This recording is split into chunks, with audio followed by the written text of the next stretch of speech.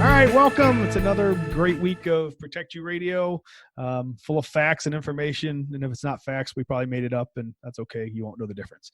So I have a couple new guests hanging out with us tonight. I have Travis Wilcox and Benjamin Wilcox.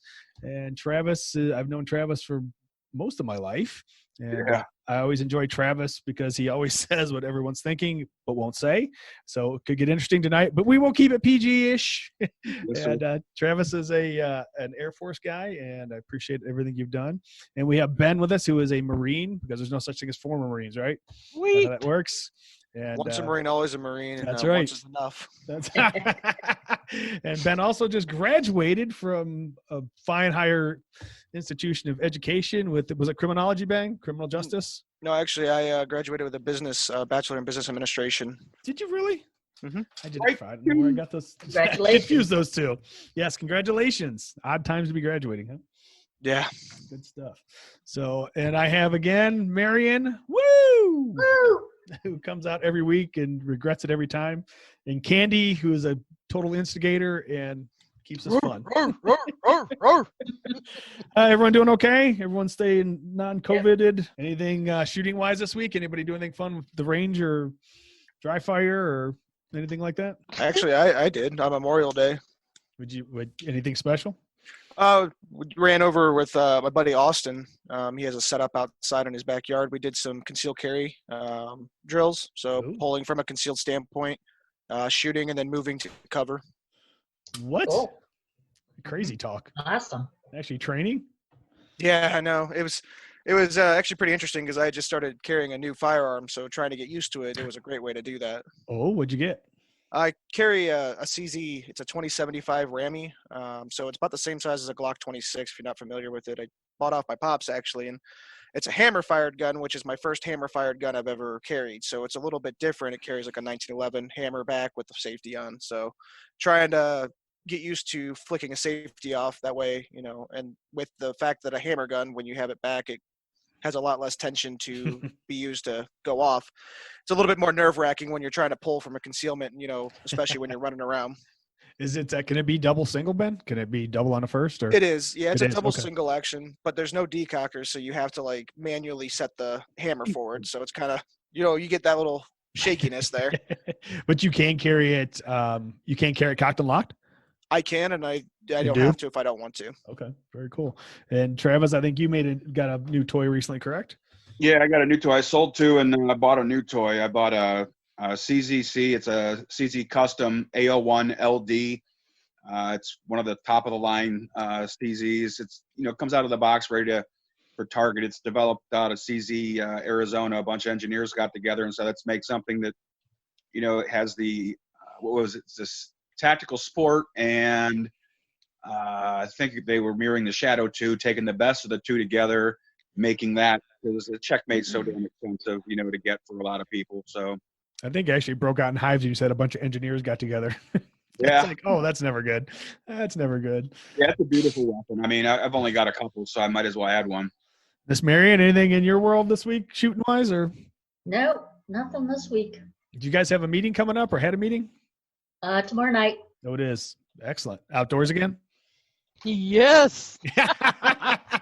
And we're shooting on steel. Oh, Yeah. I'm so excited. Yes. That's the best. And it's also our June is our 4-year anniversary for our group. Happy Nice. birthday to us. Good for you guys. Woohoo. That is not easy. A group like that run for that long a time. I'm not going to lie. That's impressive. You guys have done a good job of making that happen. That's not easy. So where are you guys shooting steel? Out at Casey's Rifle Pistol Club in North Lawrence. I don't even know where that is. I never even heard of it. Oh my Interesting. gosh, it's an amazing facility. It's so nice. It's smaller, but it's kept very clean. It's set up for pistol, rifle, and shotgun, and it's an awesome facility. And I talked with the range master there, and he said, you know what, let's do something fun tomorrow. Let's shoot steel. And I just about shot through the seal, and I'm like, yes, steel. So the public range, private range? It is a public range. It is one of the few public non-member ranges, and it's awesome. You should really come out sometime and see Yeah, it. it's a nice Very range. nice. Well, you guys will only come to the well-armed women meeting, so I have to go out on my own. Thanks. No, we'll hook up with you because Well, you that'd know be fun. we haven't gotten to see you shoot yet, John. So It's not pretty. yeah, we'll hook up with you. Remember, mine is accuracy by mass. Why can't John come to the well-armed women's meeting? I'm in touch with Well, my he feminine is side. our delicate flower, Yeah, and I was we gonna have say, invited it's- him.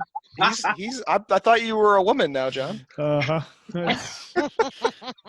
All right. Oh, there seems to be something wrong with my technology. It's breaking. Yeah.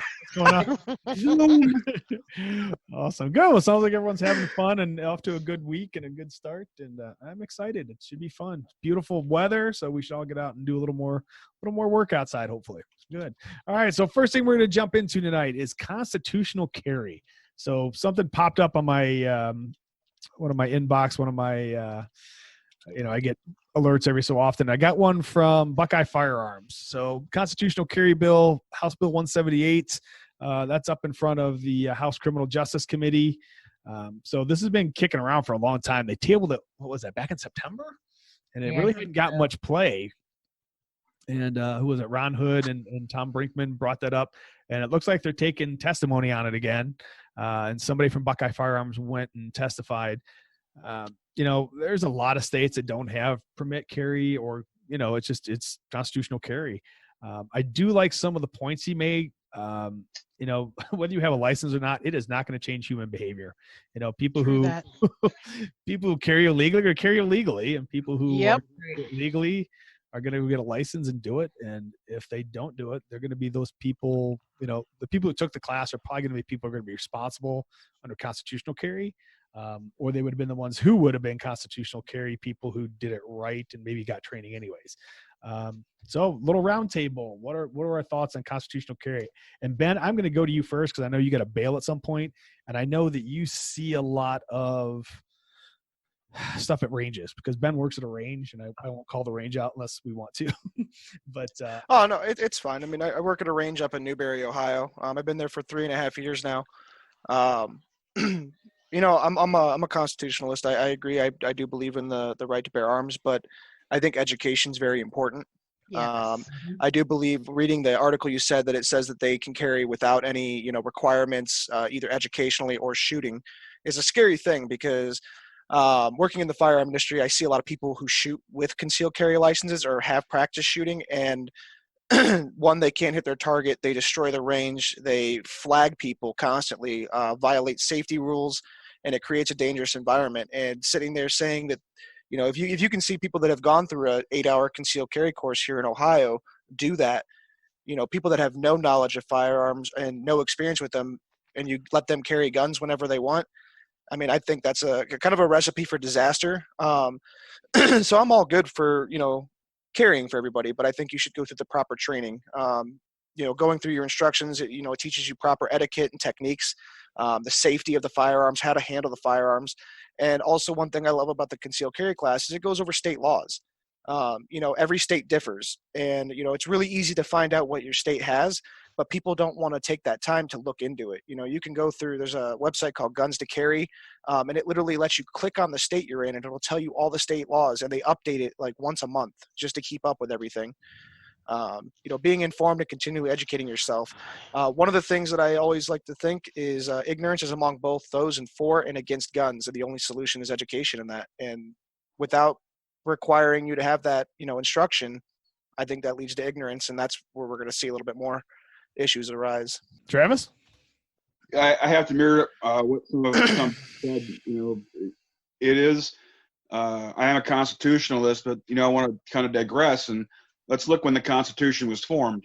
Back then, everybody had an idea of firearms. They were taught at a very young age, to respect it. It was used for hunting. It was used for defense and so forth. So they got well educated, even though it was a flintlock or a muzzle load or something like that. They were educated on it, how to clean it, how to use it, what to do with it. And I think constitutional carry is a good thing, but I have seen a lot of challenged individuals out there that I would have a hard time letting them have a constitutional carry. You get your John Wayne. I've seen some things at the range, that scare me. They really do. I mean, I could see Ben working there, how scared he gets, but I get on some of those lanes and I mean, I watched a video Ben showed me of a guy that put a shotgun on the table, and a guy was walking by, and the shotgun went off on the table. It wasn't even on the range, and it could have blown this guy up to pieces. You know, the common sense of a firearm, it's not about, carrying. A lot of people think, oh, I can carry a weapon now. Well, that's true, but you can drive a car too, and you get a license. You can say everybody's right is to drive a car, heck with a license.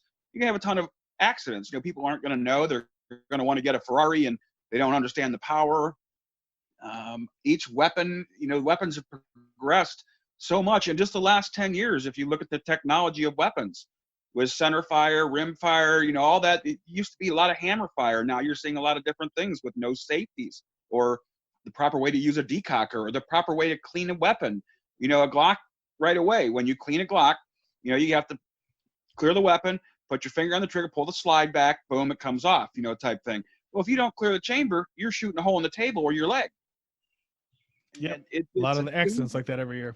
Yeah, it's a dangerous situation, and you teaching classes, you see people that are sitting in class that are just want to be cool to have the concealed carry, and then you get them in the range, and you're like, are you even shooting the target?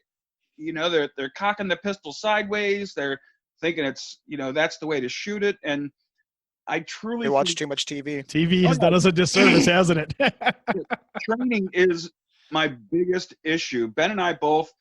I was in the military when I raised Ben. He knew about weapons. He knew about how dangerous they were. He didn't fire any of my weapons, John, until he was on leave at the age of 19 or 20, Ben? 19 years old was when I first got to hold your firearms. Wow. Yeah. Minus the 22. But he respected him, and I trained him about it. Then he, of course, in the Marines, they teach him, eat these crayons and shoot these guns to be safe, And so I mirror a lot of what he says. I think Constitution's a great thing, but it scares me with privilege versus a right, I think is a good way to put it. Oh, excellent. So Marion and Candy, you guys are on the training side of things. What's your feeling on this?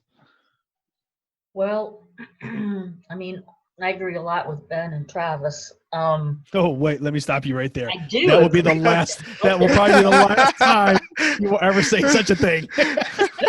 Make sure you give your address. It's, people don't realize the responsibility when they Good get word. into it. And, it's just like all these new people now, the gun sales have gone up so dramatically.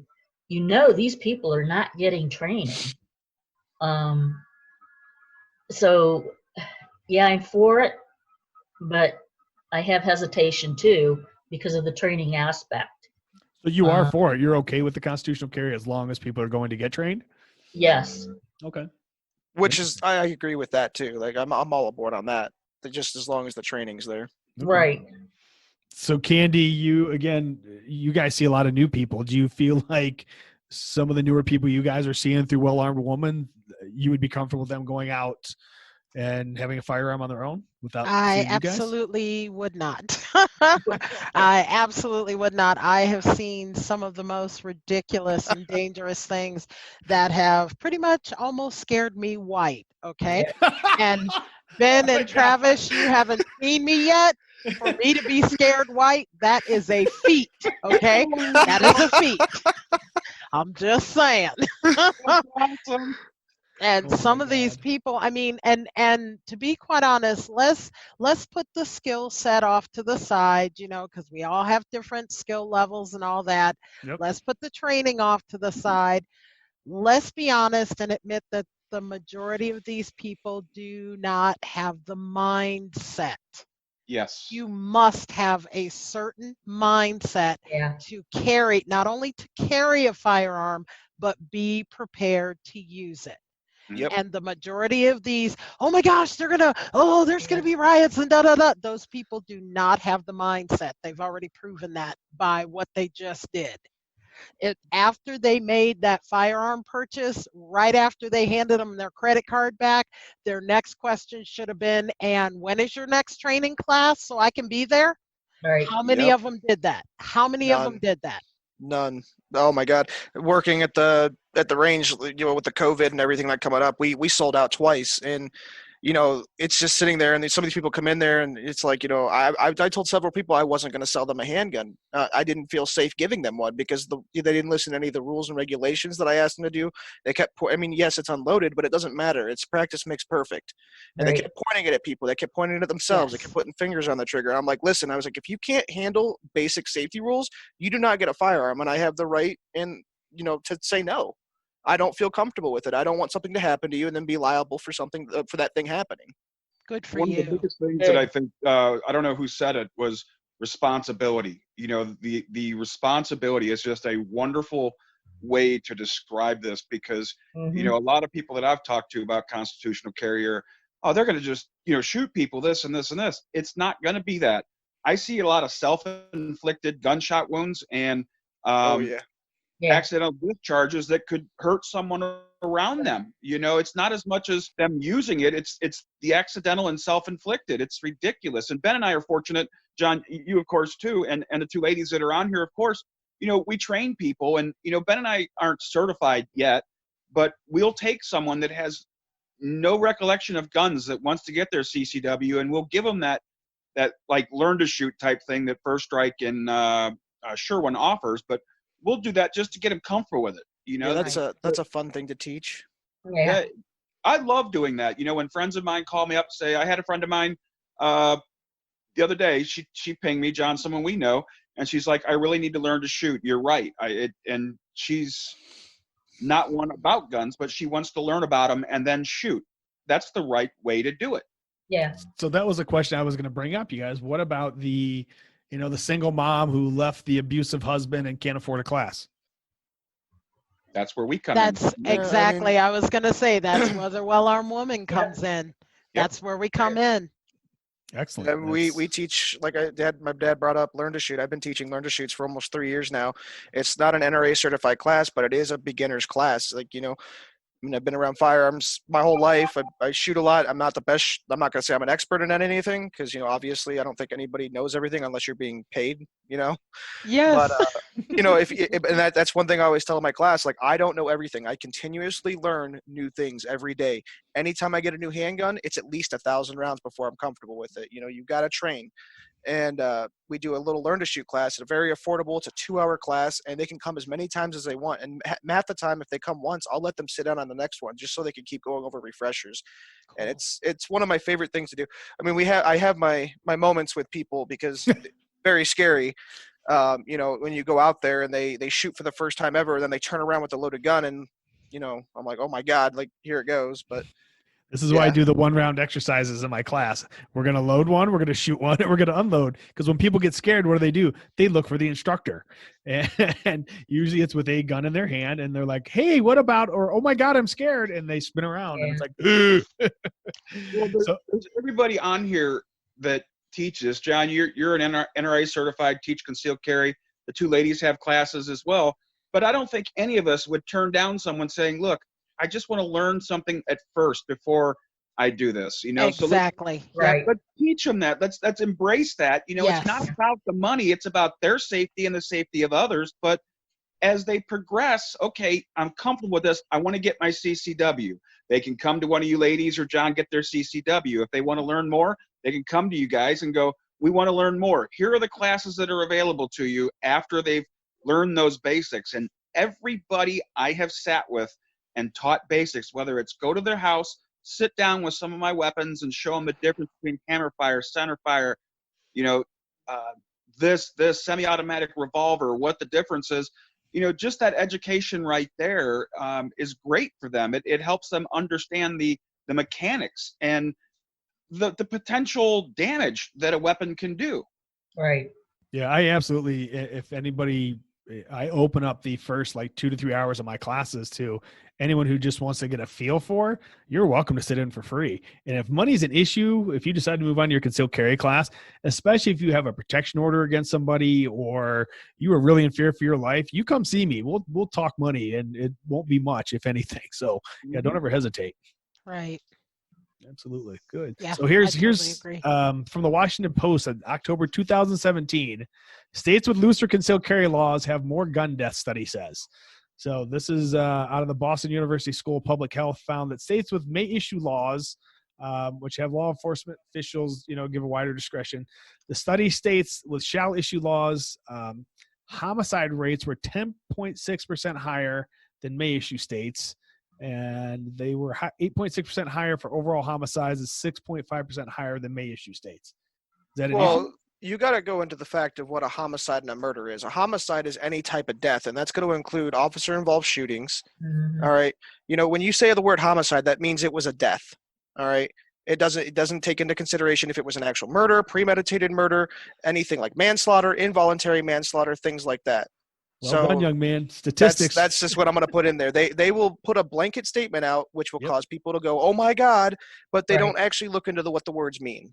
Well done. I like it. This is why I invited you. Good stuff. So on the flip side, West Virginia became a constitutional carry state in 2016. Their Health Statistics Center gun homicides dropped by 33%, from 66 to 49. And their deaths over the same gun suicides dropped by 11%, which I'm not sure that constitutional carry had anything to do with their suicide rate, but that's pretty impressive as far as the why that even threw that in there. I'm like, what? How does that even? The thing that you brought up before too. You want to bring up homicides and stuff like that. Suicides by gun is a homicide. It's classified into that number, so it's kind of maybe that's why they threw that in there. Then Yeah. somebody was actually thinking through the.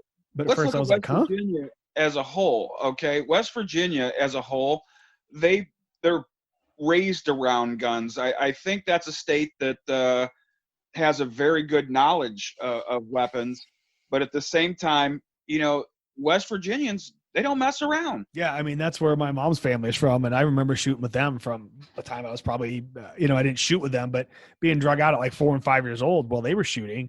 And Oh, then, yeah. And then my dad started to teach me to shoot when I was about 6 or 7. So, yeah, it's a different mindset, the different overall just feeling and how you treat stuff and guns. And, we didn't grow up with safes in our house. we knew you didn't touch guns. That's simple, but that's not constitutional carry. Anyways, good. Guys, great discussion. I love that. Other comments, concerns on that? There's Questions? one more thing that I wanted to bring up from that article you sent about the constitutional carry is Mhm. that Ohio is going to take away the duty to inform law enforcement.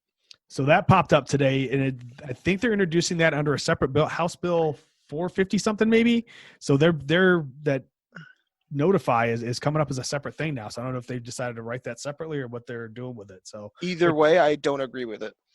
So you don't want to see duty to notify go away? Yes, I Oh think. my gosh, yes, thank you. Oh, I love think. you. And not just for your shirt anymore. I think that having the duty to inform a law enforcement officer that you have a firearm is definitely going to stop a lot of mix-up and interactions with local law enforcement. When a cop comes up and you don't have to inform them, and for some reason, let's say you go digging through your glove box and your gun's in there, it's going to put a lot of people on edge. You see a gun come out or something like that, your reactions are going to be based off of that. I think if you say, hey, I'm a concealed carry permit holder, or hey, I carry a firearm, it's located here, it's either on my hip, it's in my glove box, things like that, how do you want me to proceed? It will make the transition and the interaction go super smooth. I think it just makes life much easier. Absolutely. Yep. Oh, I'm sorry. Go ahead. Go ahead. Ladies first. Oh, I thank you.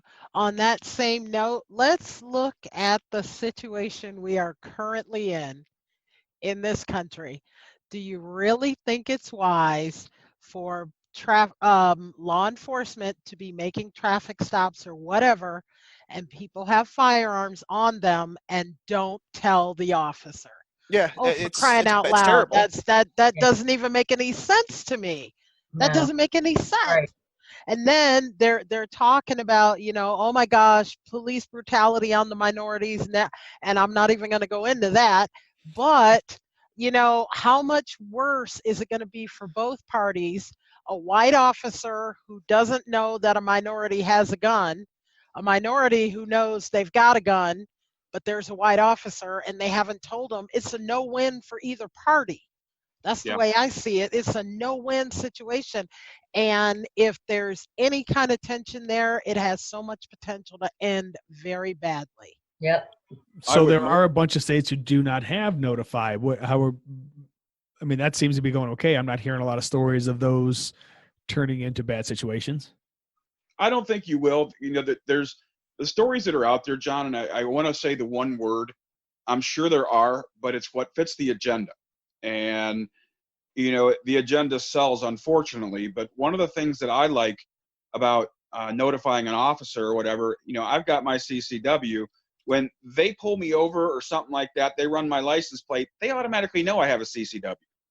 They're already, okay, he could be armed, you know, and that's when they walk up, hello, officer, I have my concealed carry. I am not carrying a weapon with me at this time, or my weapon is on my right side. How do you want me to proceed? As Ben said, it sets the whole situation at ease. Yes, agreed. So One if thing- they run your plate and they already know that, why would you need to notify? Because states that don't have a notify don't have that. Well, they don't know if you have it on you or not.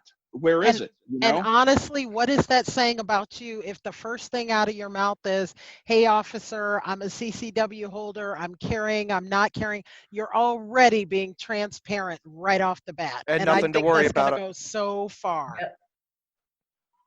Absolutely. Look at you. You guys are all so agreeable. I hate it. I know. We have to have these guys all the time. This Oh, is don't fun. encourage them. Stop it. Knock It's it off. great minds think alike. Knock I it know, off. right? Knock it Well, I don't off. know where you're coming from, that copycat, because there's no great mind there. So here's my other question with constitutional carry. So if Ohio goes to that and you don't train and you don't go take a class, what happens when you leave the state? So you Then you're on your with own. all these states. That's the other thing. You know, you're even me, even a concealed carry permit holder, you're responsible to learn what other states you are traveling through. I travel a lot. I did a 4,300-mile trip one time when I got my new car, and I carried 15 guns in my vehicle traveling to Missouri. But most of those states want you to have training from your state. Well, that's also going to take away reciprocity. Right. We that's have kind of where I reciprocity was headed. Yep. CCW, and without the training and stuff, you know, one of the things that's, you know, crazy is our CCW can be used as a background check for buying firearms. Right. Mhm. That means that you've gone through the training, the same thing that you are required to do, and the same background that you're required to do to buy a firearm is the same thing that we use as, you know, a CCW, and that's how it's issued. And with that taken away, you're not getting the training, and states are going to be like, sorry, Ohio is not recognized at all. You will have to have a CCW from that state for you to carry in ours. Yeah, Yep. which I'm sure there's a lot of people who don't travel much, but I'm like you, Ben. I'm on the road quite a bit, and it's like, hey, man, I want that training to prove that, hey, I'm justified and I can carry in your state because I went through training. So yeah, Well, I you look with it. at Dad and I. Because of him, because we traveled.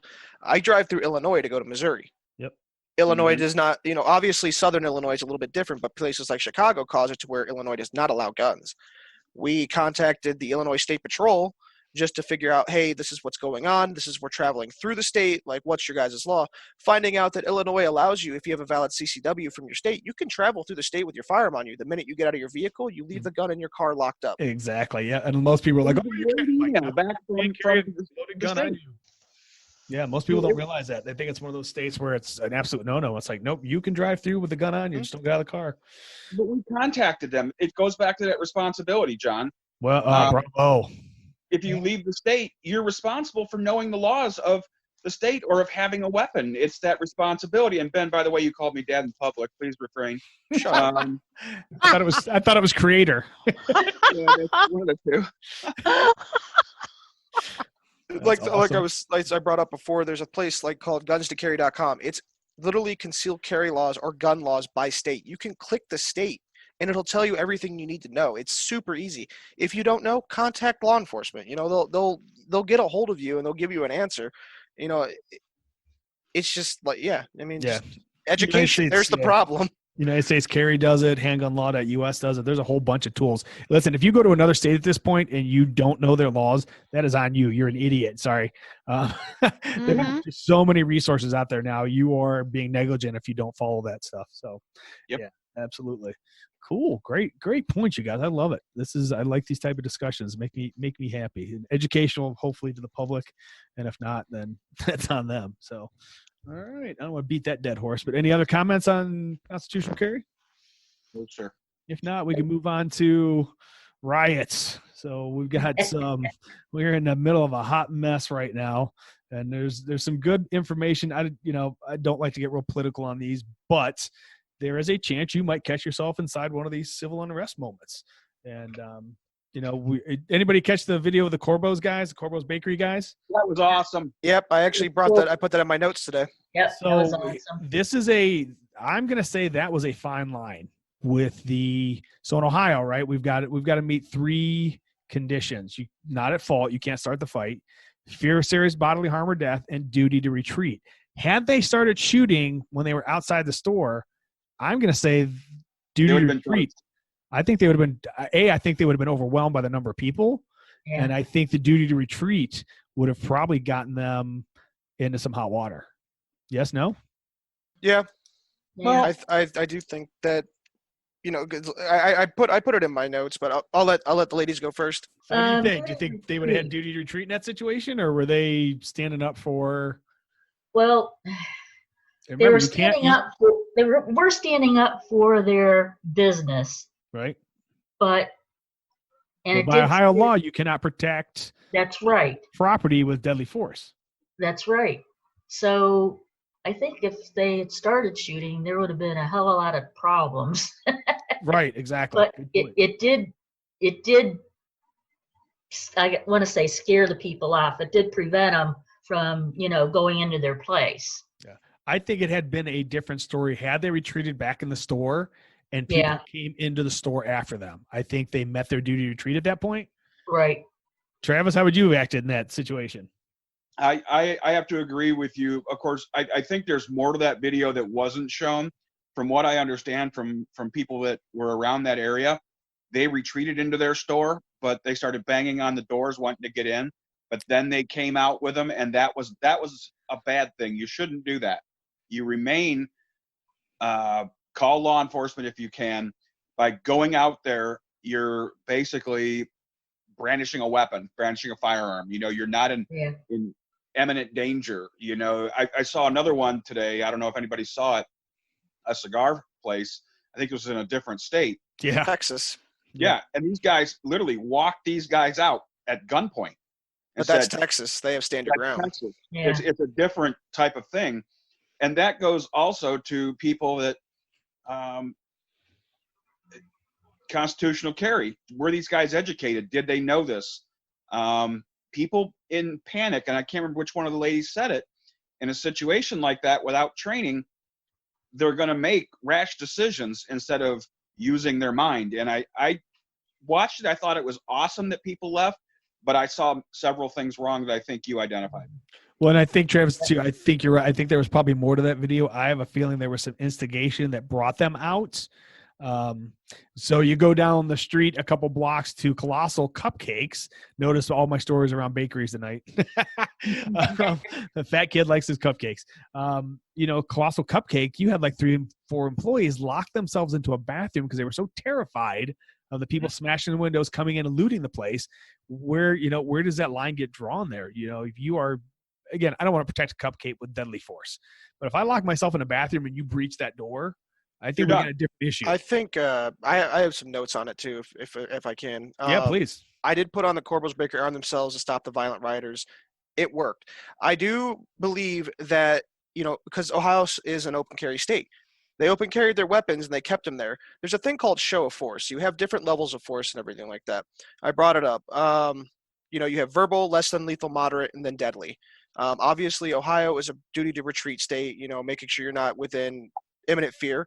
They were there protecting their store. If those rioters get in and they start destroying and trying to hurt them, which we did see, who was that one store owner that was dragged out of his store, beaten by the mob, and then he died this morning.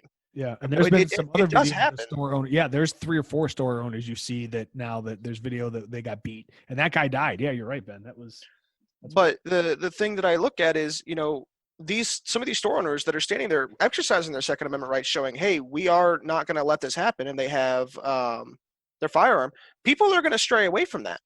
You're going to see that, and you're going to stray away from it. Yes, you may have numbers, but there's a lot of them that are going to go down. If it gets down to a violent thing, there's not really much places to retreat from businesses in Cleveland. They have a back door that goes to an alley, which is more mobs. They're going to be cornered. Yeah. If they're at their business and stuff like that, then your deadly force would come into play with the your serious bodily injury or harm. Yeah, And plus, you go see your ahead, buddy's Travis. head explode next to you. You're not going to want to go into that door again. Yeah, it's. I think it depends. Some people will scatter, but mob mentality sometimes it would be an overwhelming. I think sometimes depending on the mindset of the mob, if you shoot somebody, I think you might find yourself overwhelmed. But maybe not. Maybe they scatter. It's that's a touchy situation. And again, I don't want to shoot anyone over a cupcake, but if you trap me in a situation like that, different story. They might scatter, but they're coming back.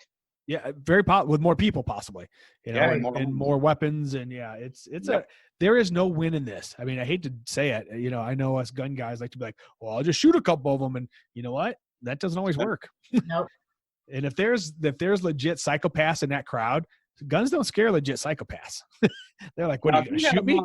Or a minigun, that's a different story. All right, my belt fed I keep in the back by the flour mixer. But people don't have that, and that's what they need to understand. Yeah. And I think you said it well. The mob mentality depend on where they are.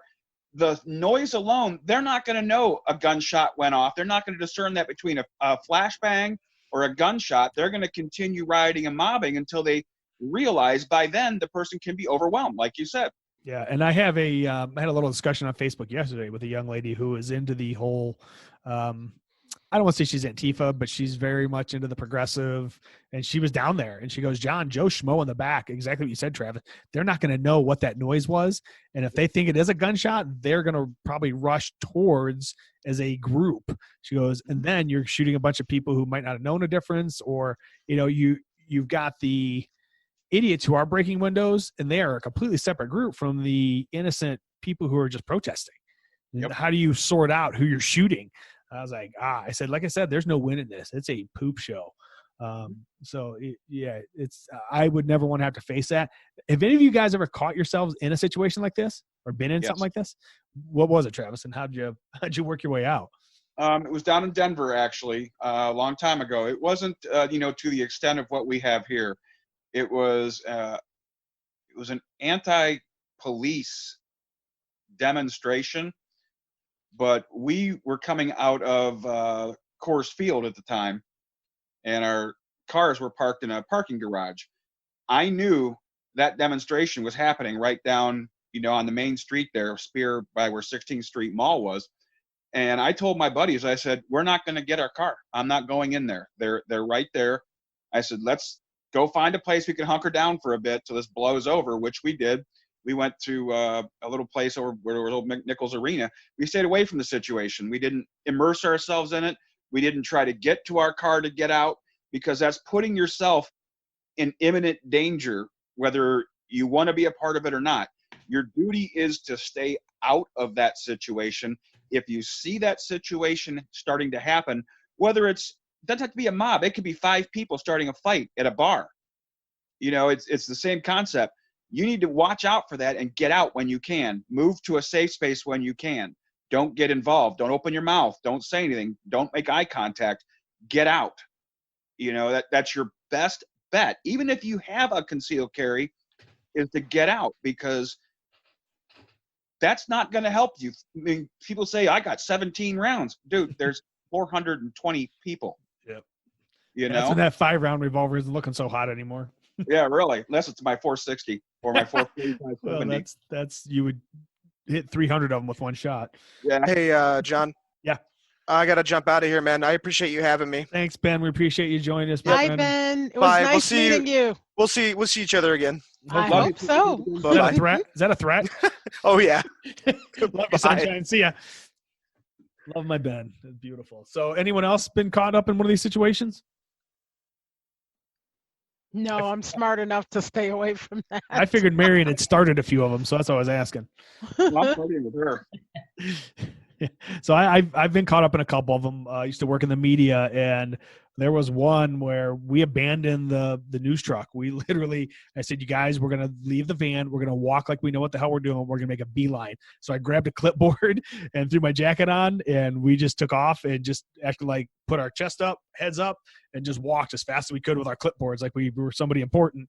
And then another time I was driving a bus for a radio station, and the mob just for some reason turned on because of the radio station. They didn't like the radio station. So I literally fired the bus up and just inched my way out and slowly bumped people. Looking back, I probably would not have done that now. I, again, probably would have walked my butt out of there. But Travis, I think you hit on it too. When Ben and I used to work together before Ben started with me, there was a really packed weekend, and there was a crush towards the door, and I got pinned to the wall. Oh, So yeah. I literally kind of braced myself, made almost like a box with my forearms, and pushed my butt out until I could clear enough space to make it out the door. It was terrifying just to see how quickly it can turn. And and you're right, Travis. There are some times where you see it ahead of time. So there's a great article that I was digging through, and I think everyone here knows I'm a fanboy of Greg Ellifritz. Greg wrote an article recently, and Travis, one of the points that you made, and he makes it, you can see this coming. Get the heck out of there. Don't hang around. Pay attention to news and social media. If you see it coming down, don't be a spectator. Get out. It's I'm an idiot. So when the the RNC was in Cleveland, I had to go put my butt right in the middle of it. I was like, I got to go see. So, I walked down there, tourists. I strapped a camera to my head, took a second camera and taking pictures. So today I went into Paynesville and was checking out that protest, and well done. I give them credit. I knew it was coming, but I checked the area out before I walked into it. And, I want to go show some support to the community in general. I want to support police officers. I want to support some kids who are feeling angry. I give those kids credit. They were young and set that whole thing up themselves.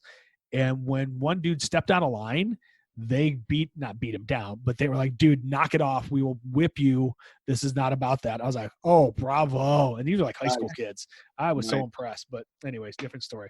But yeah, if you do your homework and watch ahead of time, you can avoid some of that crap. And if you end up in a situation like that and the crowd starts moving in a crazy way, Greg talks about get your back to the wall. Any guesses why? Well, it keeps them from surrounding you. Yeah. Yep. Absolutely. And if you need to fight your way off of a wall, it's a little bit easier than being surrounded. And sometimes being against the wall, moving against traffic, like Greg says, is a good way to get out of a situation. So good stuff. Did you guys see in that article? I don't know if most of you guys read it, the Wedge thing. Did that make sense? Yeah. No, I did not agree with that. Candy, Marion, did you guys read that and catch that? No, I didn't get to that one. So he talks about making a wedge almost like you're a choo-choo train, I guess, like a cow catcher in the front. I kind of did. I mean, I see what he's saying, but I can't legitimately see myself doing that. I can see Greg doing it because he could throw. I know, a cow. right? Because he is a wedge, for crying out loud. He doesn't have to make one. That's what I was like. That would work for him, but for little old me and as delicate as I am, I don't see that working too well. But oh, pumpkin. So he talks about less lethal weapons too in that situation. But to Greg, a piece of paper is a lethal weapon, for crying out loud. Yeah. So Travis and I were talking, I think before you guys got on, about the mace grenades. So I'm thinking if I'm in my car, dropping a mace grenade outside the window. Pros and cons of that. Will that work? I don't know, but I think it gives them one more distraction. And I think if I'm carrying a can of mace or spray or whatever, if I shoot one or two of them in the face, does that open me up to more of an issue? Yes. I'm going to tell you right now, I've been maced. I've been pepper sprayed. Military does that to you just because they love you. This explains a lot. I know a situation where I was at a bar in Michigan, and a girl pulled out a little thing of mace to hit some guy with it, and she hit me and two other guys. Jeez. I was instantly enraged, and I went after her. I was enraged, that's where the wedge came in, because I was doing it without making a wedge. I was coming forward. I was so upset. And less than lethal, whether, it's a billy club, mace, anything like that, it's effective as long as it's used properly. But the more people you hit with it, the less effective it is, the more you enrage. You become their center of attention. You maced us. You are now going to die. Yeah, I could see where making yourself fit in more and try to look like them. So there were some other articles I had sent around that or looked at that, some I've seen varying degrees. Some people are like, try not to look like the protesters and get out. And some people say, look like the protesters and try to blend in. So Yes. I can see both sides. If the police are firing rubber bullets, I don't want to look like them. If this thing is just starting to kick off and they're moving and you're in the middle of it, I might try to blend in a little bit more until I can make my way to the outside edge. Yep. Anyone think differently on that? No, I No. could go with that. I could go with that. that.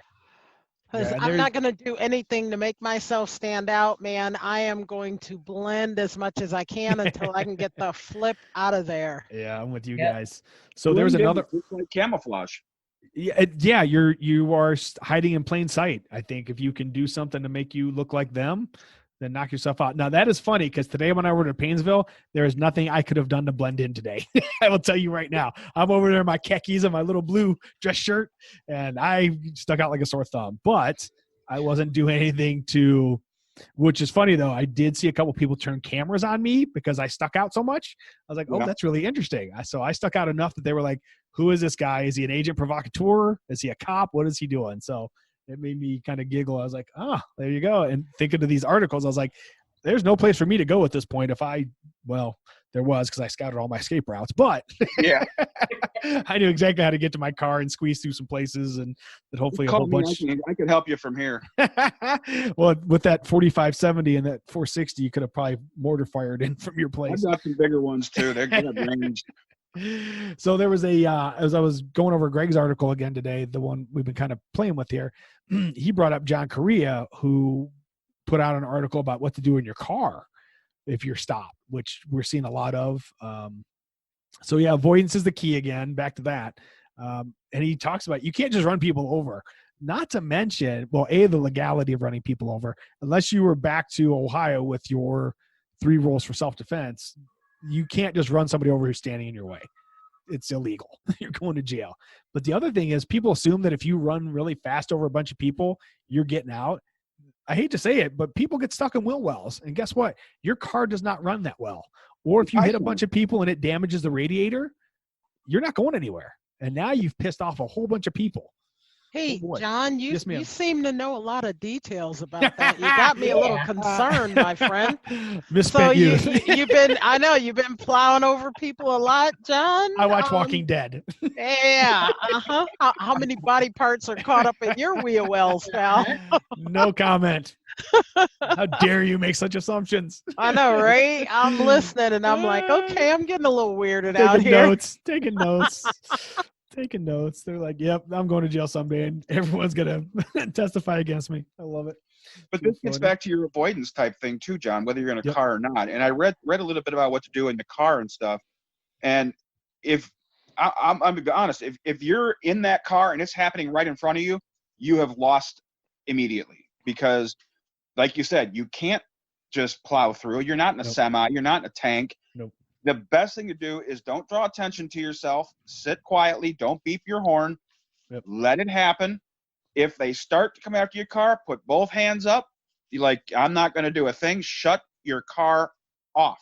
I'm guessing a lot of the video we're seeing of the cars being attacked, somebody in that car probably, exactly what you said, Travis, did something to draw attention or piss them off. Get out of my way. Beep, beep. Yep. I'll run you Absolutely. over. Okay. Yep. That's funny. A great point that this seems like common sense, but doors locked, duh, and seatbelt off. I like the seatbelt off for a couple reasons. If I had to, and again, probably wouldn't, if I had to draw my gun, how many people can really say they can draw their gun with their seatbelt on that well? True that. Back to training. Yeah. Yep. And the other reason seatbelt off, if I need to bail, I don't want to be worried about a seatbelt. You are If they're going to correct. try to pull you out and you're in your seatbelt, it's going to do more damage and they're going to get angry because they can't pull you out and you risk more injury. I agree. I absolutely Right. agree. Yep, absolutely. Now maybe cut it so you have the Yay. buckle in your hand. Sorry. No, like I think we talked about being on an airplane the other day and beating somebody with a buckle, didn't we? So carry your gun on your person in your car. Absolutely. Because if you got the seatbelt off and you get pulled out and the gun's not on you, what are the chances you're getting to that thing? Mhm. Slim to Yep. none. Slim to none. And then the last thing John was talking about is beware of other forms of roadblocks. So there are all kinds of sneaky sneaks who come up with a million different ways to block roads. How about the old push the carriage out into the street thing? Oh, if you are in an area where you think there might be a riot, anything that comes into the road, I would look at that so suspiciously that, anything. If it's a person just standing there, if it's a baby carriage suddenly rolls out, if there's suddenly a log on the road and I'm in the middle of the city, why is there a log on the road? I don't know, but I'm thinking I'm stopping and going the other way. That's just me. So a lot of weird stuff going on. And we were talking about, piles of bricks being left somewhere. Listen, if you're walking through the middle of an urban area and there's suddenly a pile of bricks and there's no construction zone around, you might have stumbled into a riot. That's what you would call a clue. Here's your sign. If you're looking for a sign, that's it. Absolutely. That's awesome. So anything else on riots and stuff, guys? Any feelings on when to act, when not to act? Yeah, stay out of them. You know what? The avoidance and everyone you read of these things is be aware, because honestly, most of these things, they're being broadcast through social media. Somebody is picking up on it, and the police are usually pretty well aware and are putting information out. Like today, I work in Painesville now. We got an email at like 11 o'clock this morning. Hey, FYI, there's a peaceful protest being planned, and if you want to go home, go home. Yeah, not so much, but most people went home. Smart move. Mom always said that there's a fine line between bravery and stupidity, and I crossed it most days, so I ended up at the protest. Not everybody is as smart as I am, John. That's right. Not as you is. Absolutely. So I've known John, like I said, all my life. Yeah. Good stuff. And we actually made it out alive, surprisingly. Yes, sir. Awesome. Well, guys, I have to jet to another interview. I'm doing a one-on-one with the guys from Krav Cleveland to see what they're up to. Anything to close off the show, guys? Any other comments, other things coming up that we need to be thinking about, other training you're hearing about? What a pleasure it was to meet the ladies on here, and of course to have Ben on there. We joke a lot, but I'll tell you what, he's got a good head on his shoulder. He's going to be in law enforcement here soon, and he's going to do a lot of good. But what I want to tell any listeners that are on here is there's people out there that will train you. There are classes you can take. Take those avenues, whether you agree with guns or not. Learn them. You can't disagree with something you don't understand. Yes. And that's a big thing. You learn about them, take a class, get comfortable with it. It's no different than driving a car or anything like that. I love it. Very well said. So ladies, meeting tomorrow night. If newbies wanted to show up, is it too late for them to show up, or is it? No, not at all. Of course, they won't hear this until next Monday, but so then it will be too late. Yeah. So but we digress. When's the next meeting after tomorrow? We're always the first Tuesday of each month, unless something weird happens. And during this COVID thing, we're meeting at Casey's Rifle Pistol Club, which is at 6111 Lovers Lane in North Lawrence, Ohio. And they can check out the Well Armed Woman Summit Chapter Facebook page and website and get all that information, right? Yes, sir. Yes, sir. Outstanding. Ladies, I'm on John's Facebook. Please feel free to add me. I'd love to hear from you. I do say enter at your own risk, because it's a gigantic social experiment and I have fun. It's downright terrifying sometimes. I'm not going to lie, but I love him. Cool. I love him. Cool. Well, guys, thank you so much. I appreciate you joining me again this week and helping out and making this a fun-filled week full of information, facts, and shenanigans. It's been fun. Yes, it has. And we'll be back next Monday and get into some more fun stuff. Thanks again, everyone. Have a great week, and God bless.